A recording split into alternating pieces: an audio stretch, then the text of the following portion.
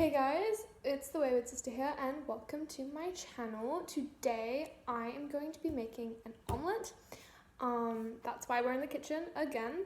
I know if you've been following me on Insta or like whatever, you keep up to date. If you don't, go follow me on Insta, like here, like a notification thing will come up here or here, whatever. I know I said I was going to do an unsolved mystery, but I was bored watching cooking videos and it's my turn to cook, so this is just like a really simple thing to do. As I said, we're making an omelette. I was kind of inspired by the omelette from The Shining. I just finished the book and I just watched the movie. It was shit. I hated the movie. So yeah, if you hear any background noises, like a jingling that's happening right now, that is my cat.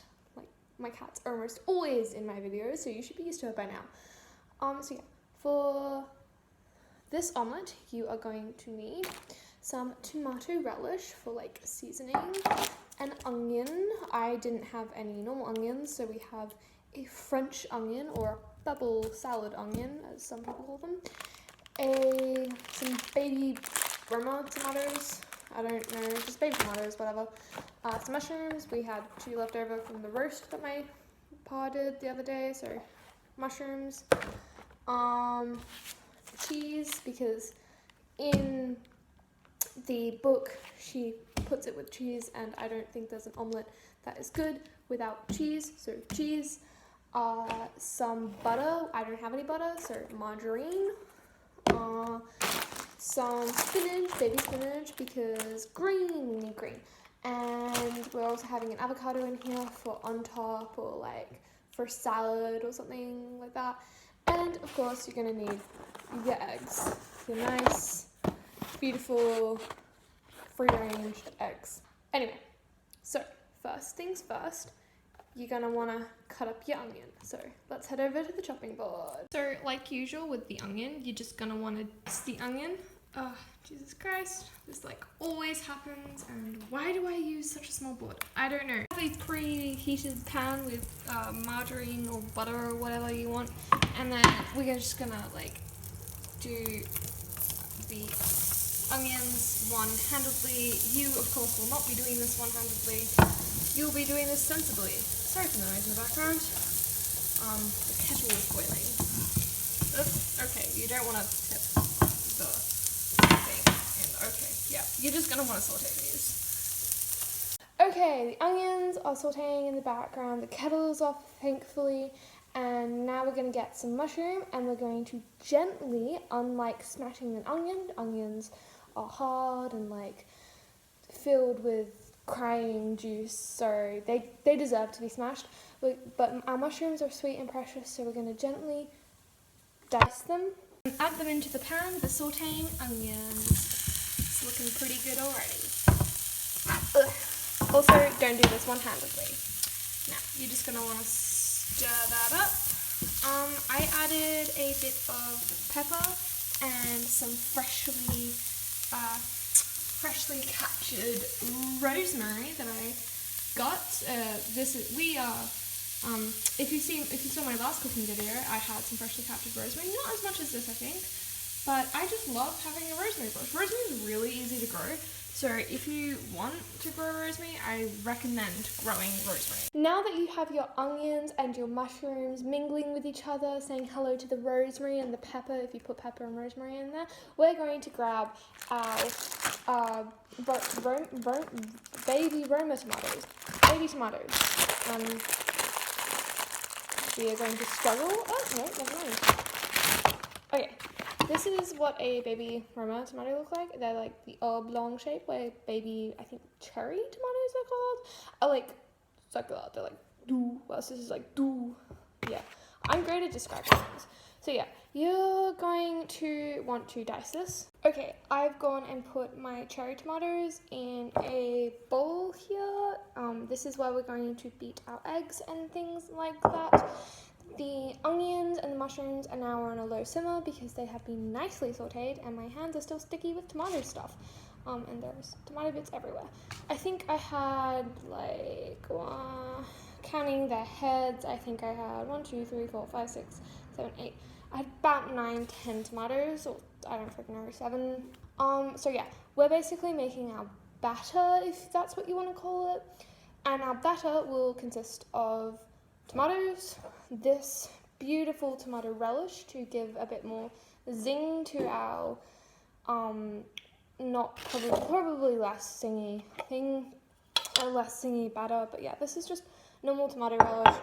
So we're gonna do a couple dollops of tomato relish in this bowl, and when I mean dollops, I mean, I don't know, I'm not really measuring, I'm just kind of looking at it and being like, yeah, that's pretty good.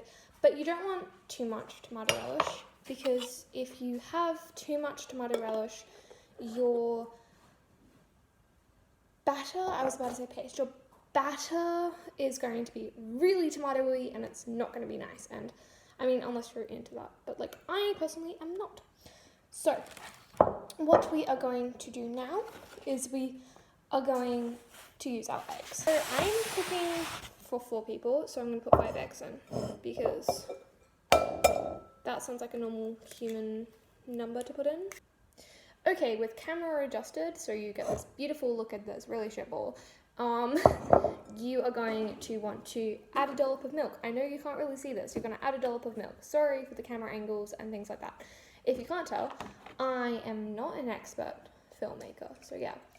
I have no idea how much milk I just put in, but I'm just going with what feels right. I don't know if I can really show you this without pouring it all out. Let's try to get a close-up of this, I guess. Oh my god, this is so bad.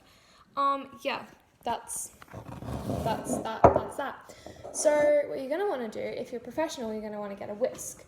If you're like me and you're cooking at home and you don't know how to professionally cook, like me, you're gonna want to get a fork, because forks are the home whisk. And you're going to want to slowly murder these eggs.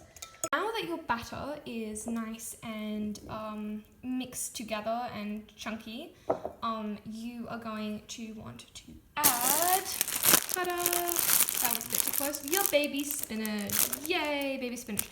You don't have to add baby spinach. I like adding baby spinach because I like green stuff, because green is nice, and we don't have any spring onions or chives or whatever you call them. We don't have any like green onion stuff, so yeah. As sadness condemns me whilst the fact that we don't have any green onions or chives or whatever the fuck you call them, we're going to crush up our spinach, because we're not having a salad. This isn't, we're not making it with a salad. You're going to want to crush it up, but spinach is like really easy, and you don't bother with knives or chucking it against a wall and stuff like that. It's going to cook, so you're going to want to add like a handful or 2 handfuls, because that cooked spinach is going to shrivel down and all the moisture is going to come out of it, and it's going to be like this big. So yeah. Over to the stovetop, where we have our lovely sauteed onions, which are actually on right now, so I'm going to turn that off. Back over to the stovetop, where we have our lovely sauteed onions. I know I said to call them, I forgot to call them, so yay. We are going to add these onions and mushrooms to our beautiful green and red and yellow mixture. So wait till they're cool. So whilst you wait for your mushrooms and onions to cool, and the spinach to soak up all the egg, if you want to say that, because you didn't let your onions cool, you're going to grab this nifty contraption, or just a regular cheese grater. This is like a little container, and I love it because it's just for cheese, and it means I get a great cheese into something that is like prepackaged, so it's great. So you're going to want to grab your cheese. We have some natural tasty cheese block right here, not sponsored. And we're just going to want to open it up however you open up cheese. I am doing it probably a completely unsafe way. Tear me apart down in the comments. But yeah, so you're going to want to grate some cheese. And grating cheese is pretty simple. So the cheese has been grated.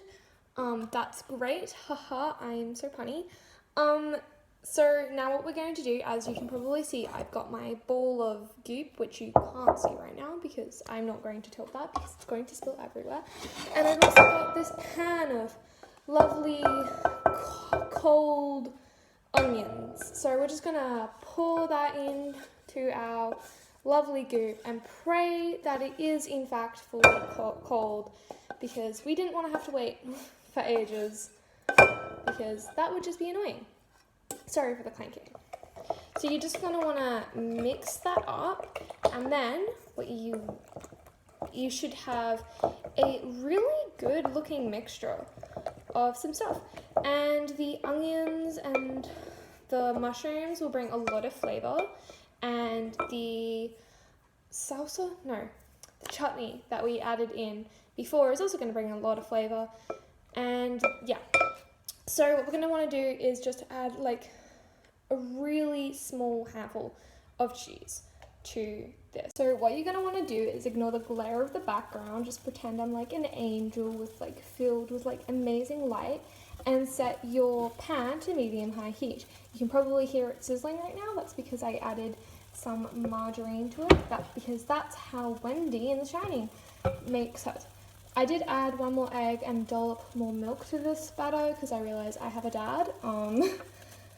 Like hopefully many of you will, but I have a dad, so yeah. Now you're just gonna wanna add this to your frying pan and hope that your frying pan is big enough and will make it through this torture we're going to put them on. If you don't know about cook an egg is most probably going to stick to the bottom of your frying pan. That's why you've got to have a non-stick frying pan with butter. If you don't have a non-stick frying pan, I pray for you. I have very carefully added this very beautiful non-fitting glass lid, and you should have it looking somewhat like this, where it's more yellow on the edges, I think. Yeah, more yellow on the edges, and it's kind of bubbly. So this is when you want to add the rest of your cheese, but probably not the rest of it because that's actually a lot of cheese and I didn't realize how much cheese I grated until now. So yeah, you're going to want to add some of your cheese. Yeah, that should be good, I think. After you have very carefully added some of your cheese and you've got it looking like a pizza, you want to test the edges of this, and it kind of like bounces back, my one, and you're just going to want to pray that it isn't burnt to a crisp on the bottom, and then you're going to want to try flip it. Try flip it. You're going to try flip it. Oh no, this is not flipping. Be right back. After you have decided it would in fact be easier just to flip the pan onto your board instead of trying to flip it out, but you create a hot, gooey mess, you're going to want to serve it up, try to make it look as appealing as possible with some baby spinach and the avocado, which is probably a bit raw. Raw? Not raw. That's not the word. I will think of the word later. Hey guys, it's Editing Wayward here with a beautiful cat. I have just realized that the omelette doesn't have a ending, so this is my ending. I really glad that you guys, oh, goodbye. Sad. I'm really glad that you guys watched this. I hope you enjoyed the video, and that's all from me. Bye bye.